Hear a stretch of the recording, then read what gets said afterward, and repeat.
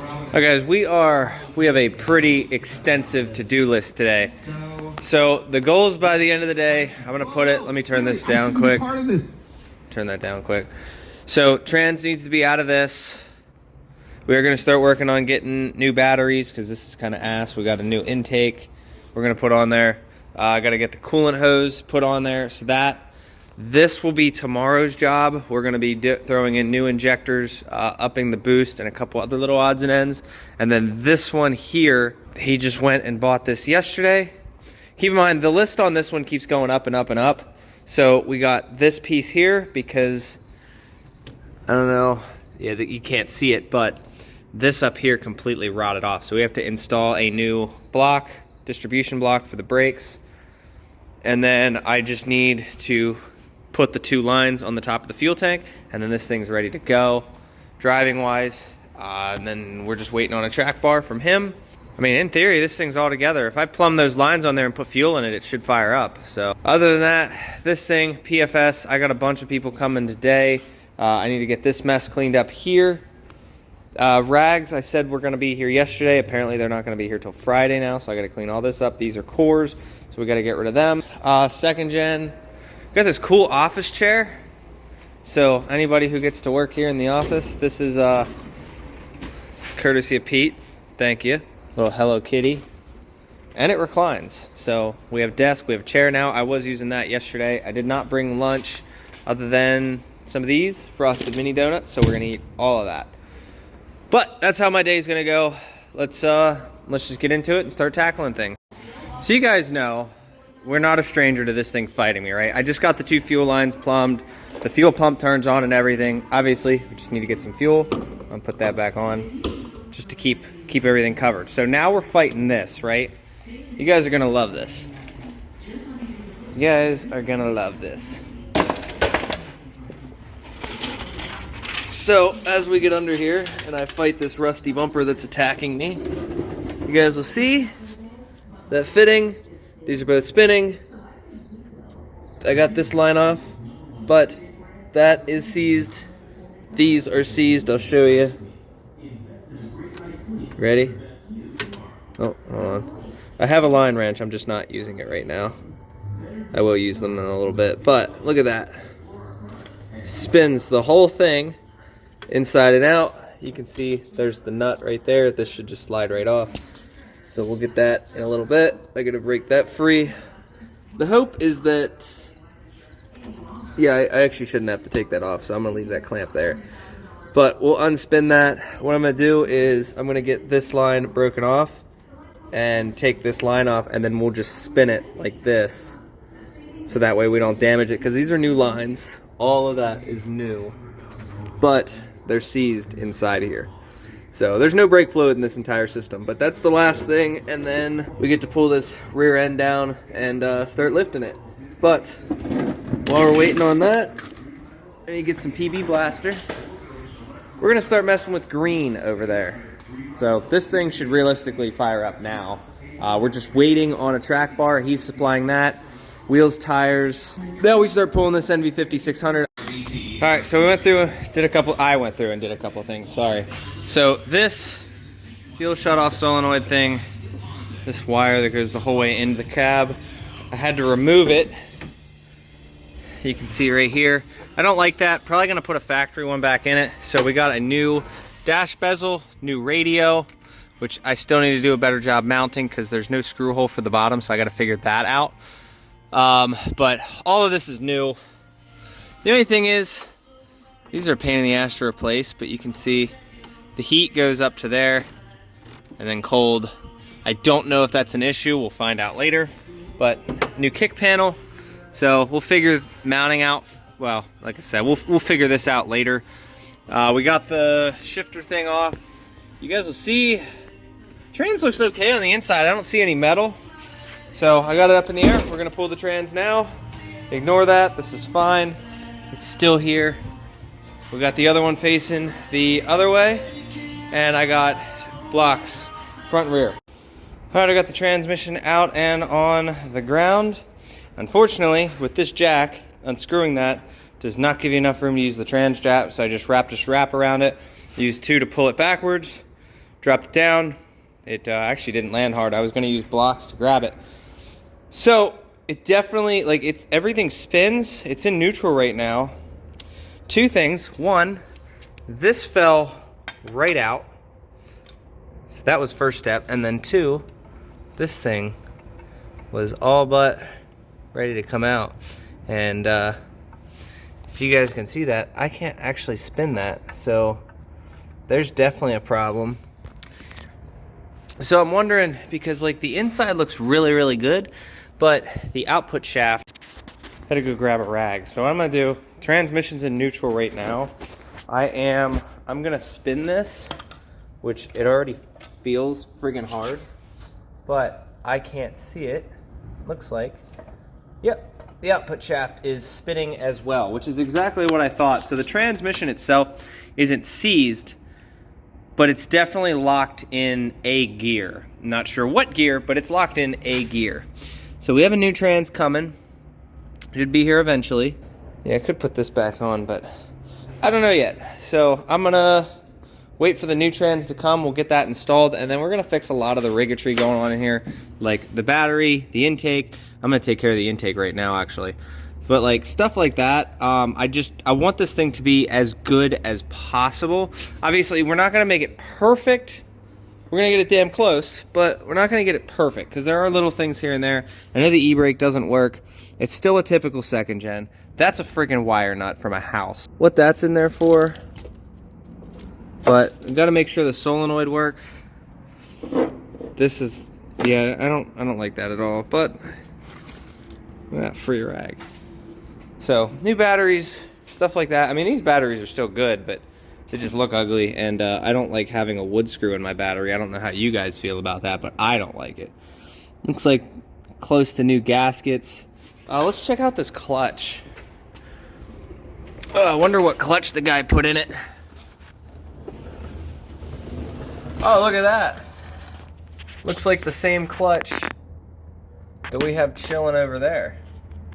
So I don't know if we're gonna pull this clutch or not. Most likely not, but you guys can see I have the exact same one over there, Clutch Max. So these things must be popular, I guess. But that one's for a 4500, this one's for a 5600, so it's not like I can use that one over there. But yeah, for what it is, guy said he was just driving, and it just all of a sudden went out. So I'm gonna attempt to pull that. You guys will see. I'm gonna attempt to pull this off and see what happens. Alright, yeah, never mind, this thing's fucked. Could be a mystery unit, I don't know. I need to get the dowel out as well before I forget, but who knows? It looks super clean on the inside. Could be a simple fix, could not be, I don't know. Alright, we got Josh's truck apart. We got 6 of the, I think those are 5x12s. We're gonna put 5x14s in, see where the boost is at, and then after we see where boost is at, we can adjust wastegate pressure. This should significantly increase boost. Doing everything I can besides blocking the wastegate. You can block the wastegate. It would be nice to have it functioning. I know on my truck I have it functioning now, but it's nice to have it. So let's just get these new injectors. Show you guys what he's got. If I remember correctly, right here they are. We're going with 5x14s. Now, I'm gonna try to say what Josh said. Apparently, from what he said, the internet says you don't want to go more than 5x14s on the street. You just don't, you know, drivability wise, this and that. But we'll see how these things act. So I'm gonna start getting these installed, and eventually you guys will see the finished product. All right, so it comes with all new of these crush washers, so we can get rid of those old ones. And then you guys will see the milk from before. This one was just straight oil. So install these new ones now that the truck is, you know, not running with any problems. And we're gonna try to match, so whatever washers we had on here, we're gonna try to match those onto these new injectors. All right, so in my opinion, washers are directional. That's just me, some people don't care. You guys can see the rounded section and the flat section. I keep the rounded section up as it were on a standard bolt, so we got all the new caps on the old injectors, I'll bag them up, and we're gonna get these installed. You can throw like a little bit of grease on the end there if you want these to stay, because you can see they fall right off. All right, I went through, cleaned out all the holes, wiped them out, sprayed them with brake clean. Should be a little interesting of a start, but. So, what we're gonna do now, they're torqued to 40 foot-pounds. Now we can throw on this, this guy here. We're gonna clean this up, get rid of all of the old copper, and install all of the new copper.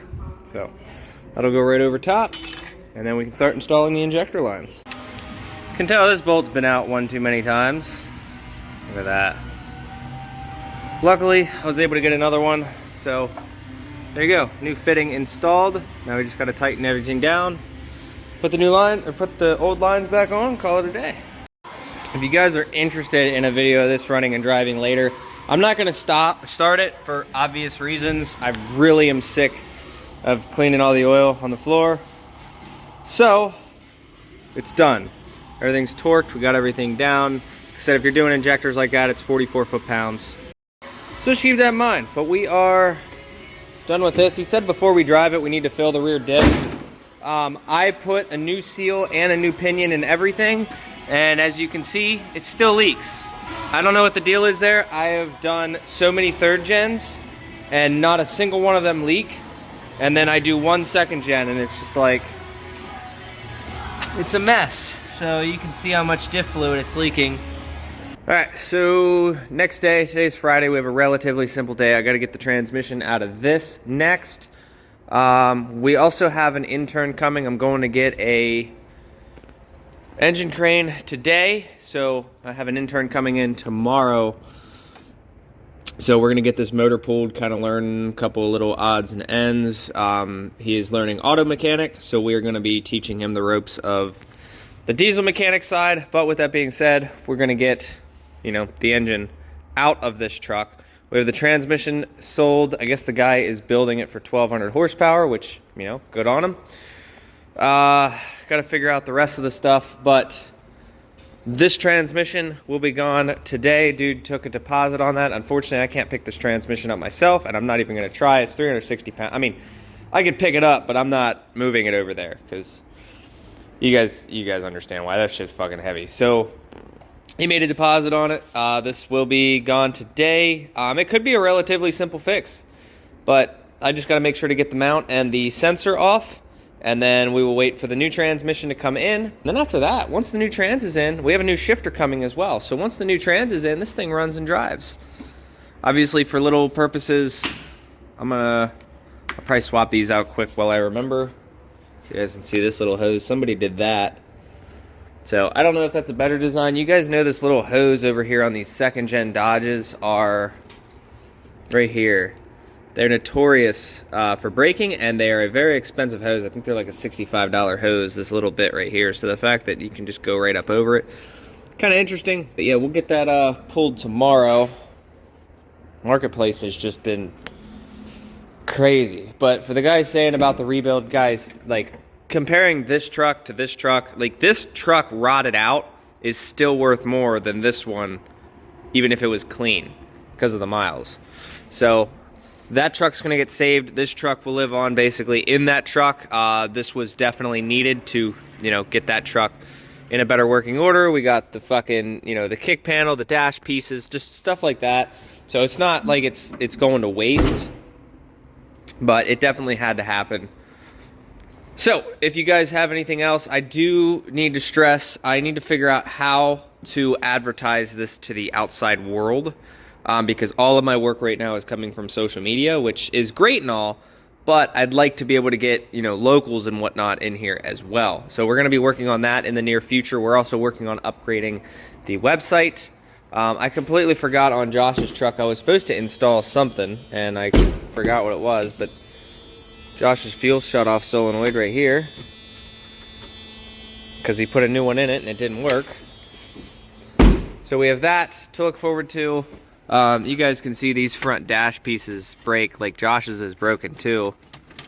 Even his HVAC system's falling out, like my boy. But I got that other fender off, and this entire piece here is just Bondo. So There's kind of more and more reasoning as to why it's not really worth it. Some of these trucks are savable. This one, unfortunately, is just really, really expensive to do. So we got the fender off over here. I'm gonna have my intern come in tomorrow and we're gonna have him pull the motor. So I'm gonna help him with that. I gotta get that downpipe off for tomorrow, and I gotta get the transmission out for tomorrow as well. All right, so the youngest boy and I, we went out and grabbed an engine crane. $300 later, I got the 1 ton. We don't need anything more than that. These engines are, I think, all dressed up realistically like 1,200–1,300 pounds, so we're fine. If we need to upgrade later on, we will, but for now, let's just keep making our money. So we're gonna get this torn apart, and all right, so here this goes. We're gonna try out the new crane,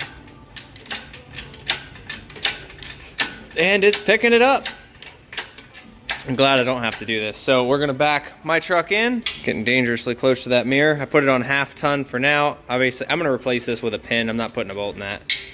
So this will be for pulling engines, but she looks like she's pulling a 360-pound trans just fine on 1/2 ton, so let's get her moved over. All right, so I think I found out why that trans failed, or the way that it did. So you guys can see there's a dowel, and it's supposed to be a dowel there, and half of it's still stuck in there. It looks like somebody attempted to fix it. They didn't fix it, so I just got the dowel out of the trans, put this one in over here. So I'm gonna have to get that out and order a new dowel, because I'm not gonna sell that with this trans not centered. I'm not playing that. But yeah, so that's what we need to do. Eventually, not today obviously. Trans is going out the door today. Big old clutch. The boy.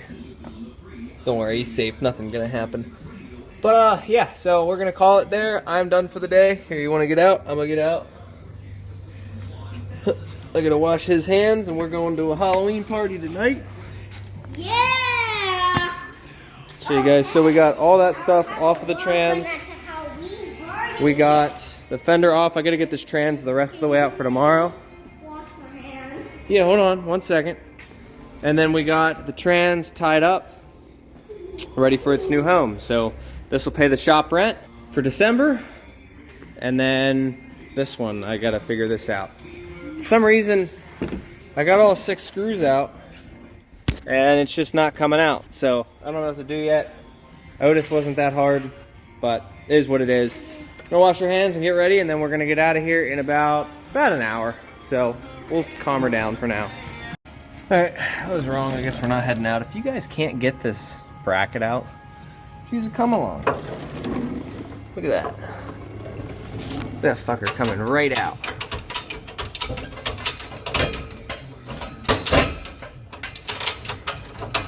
Makes life way easier. Look at that. Oh, we're gonna keep going. There we go. That's all I needed. A little dangerous, but it is a parts truck. So I'm gonna get a jack stand underneath here. And there you go. Look at that. Chop that off. Yeah, the 4 bolts too for the drive shaft, all 4 of them were stripped, not tight, but that was fun. Ugh. You guys will see, here they are. Yeah, they ain't happy. But I'm gonna grab a jack stand and drop this down.